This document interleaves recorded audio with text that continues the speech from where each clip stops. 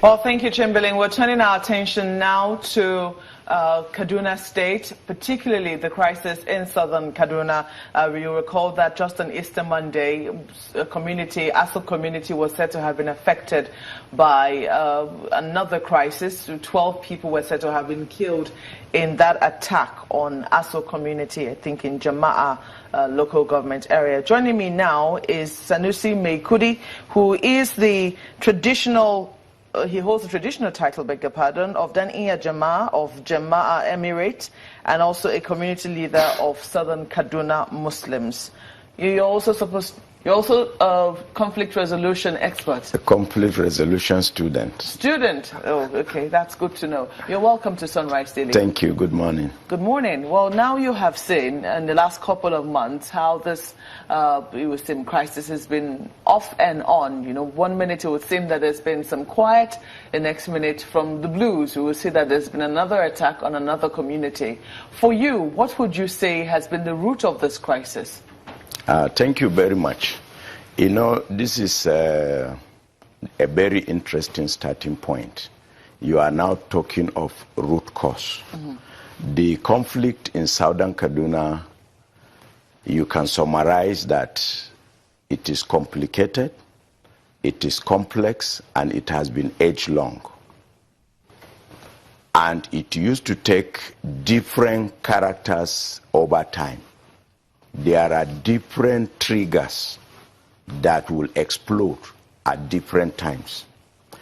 But unlike what is going on, why finding lasting solution to it has been very difficult and evasive over time is because people fail to be objective and comprehensive in mapping out the root cause, the conflict drivers, the aggressors, and the victims.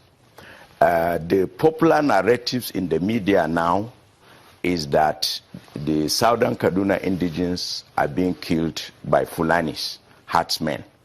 If you Google it over the media, read newspapers, read television, but that is only half of the story. The Fulanis have been there for over 400 years. Documented evidence. Some places are named after in Fulani language. There is a town called Marwa, and there is Marwa in Adamawa State. There is Marwa in Cameroon. And these are Fulani language name. That means they have been there for antiquity, a very long time. Why was it that in the first, before 4 or 5 years, there was no conflict between the Fulani and the so-called indigenous people? Why is it that it started in 2011? If you Googled the attack on communities at night, the oldest document you will find was that by the Christian Solidarity Worldwide, based in the United States of America. It occurred at a village in Java local government called Bitaro. So if it started in 2011, that means there was something that provoked it. Because prior, yes, look at the record, the night attack on the indigenous community, but in ethno-religious conflict has been going on for several decades, but you can take the landmark, the major one in which the killing was out of proportion, what started in Kaswa Magani when Balarabe Musa was the governor in 1981. Kaswa Magani, I think in Chuku local government, or Kajuru local government.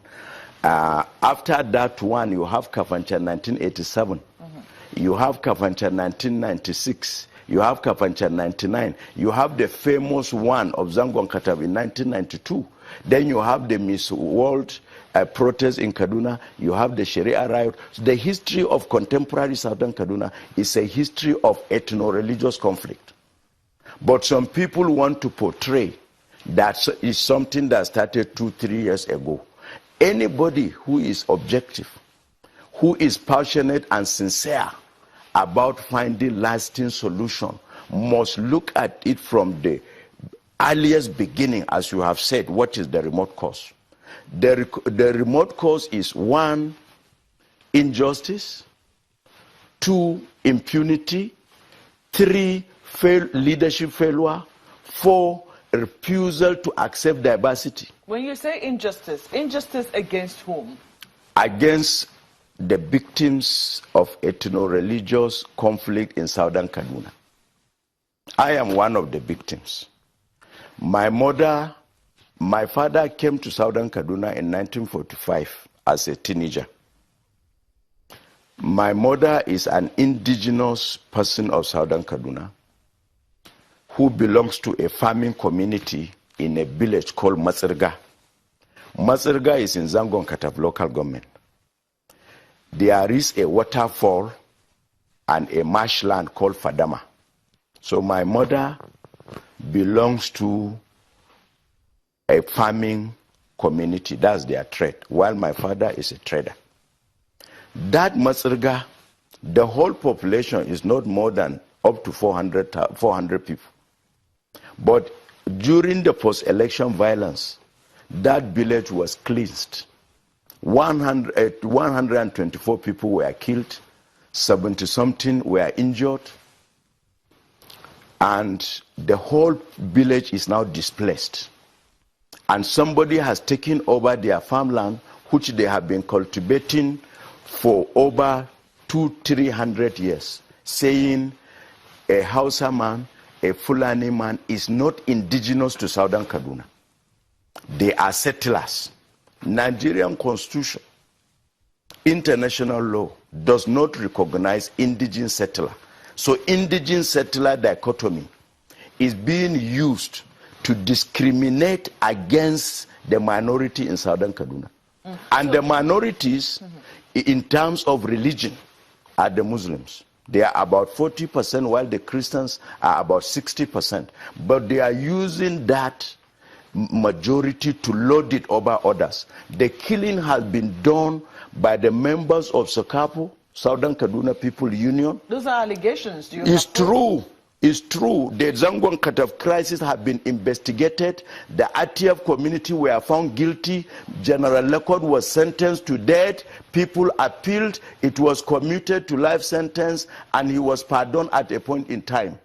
The 2011 violence was investigated by Sheikh Ahmed Lemu presidential panel of investigation. There was a report of federal government that 1,000 people have been killed. That report was sent to President Goodluck, and the major finding was the killing in southern Kaduna and impunity in other parts of the country is because nobody is being punished for killing others. And if people don't want people to kill people for whatever reason, justice has to take its course. There and then, President Goodluck, in his own speech, after taking the report, he said he is more interested in forestalling future reoccurrence rather than punishing people. It is there. Google President Goodluck's speech when he was receiving the Sheikh Ahmed Lemu report on post-election violence. The question was, even though it shouldn't really matter, people should say that, the people who were involved in that crisis were Nigerians. And Thank you very much. And at the end of the day, thank you very much. Why should Nigerians kill fellow Nigerians? Thank you very much. But, since we're now talking factions, and since, in a conflict, it takes two sides to meet in a conflict. So Kapo has also said that in that particular 2011 conflict, it was the supporters of, the current president who had taken to the streets to cause the destruction. Yeah, let me tell you, the records are there. The physical records, written record, for your information, the southern Kaduna aspect of the 2011 post-election violence was thoroughly and comprehensively investigated by Human Rights Watch based in United States. They issued report. The main report is 130-something pages, and they did executive summary because they know a lot of people are very busy, they don't have time to read. It was authored by one Eric. I have short copy. I wouldn't mind to share it with you. If there is denial, if there is falsehood, if there is propaganda, you mix issues with politics, you add salt and pepper just to achieve political ends. You are not a patriot. Okay, so let us. You are not looking for solutions. Let me ask you this question very pointedly. Yeah. You lead the Muslim community in southern Kaduna. Yes. Did the Muslim community suffer more casualties in the 2011 conflict? Not only in 2011.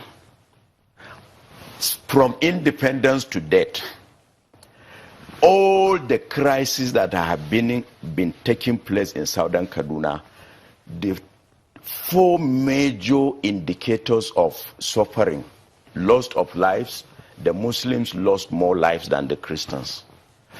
Injuries, the Muslims suffer more fatal injuries than the Christians. Loss of economic asset and property, the Muslims suffer more. And then the worst possible displacement. I will tell you, and I can prove, that during the 2011 post-election violence, when a Sokapu member, a CAN member, late Sir Patrick Ibrahim Yakwa was a governor, 66,000 Muslims were displaced from 18 southern Kaduna Muslim communities. Up to now, 95% are refused right to return. These are places they have been. If you look at the contemporary history of Nigeria, before the coming of the Europeans, the Northern Protectorate, Southern Protectorate, 1914 amalgamation, these people were there before colonial government. Let me land. Sorry. I have to interrupt you. I'm sorry, because we have to take a moment now. When we come back, we will talk a bit more about the 2011 post-election violence and how communities were affected. Thank you. Do stay with us.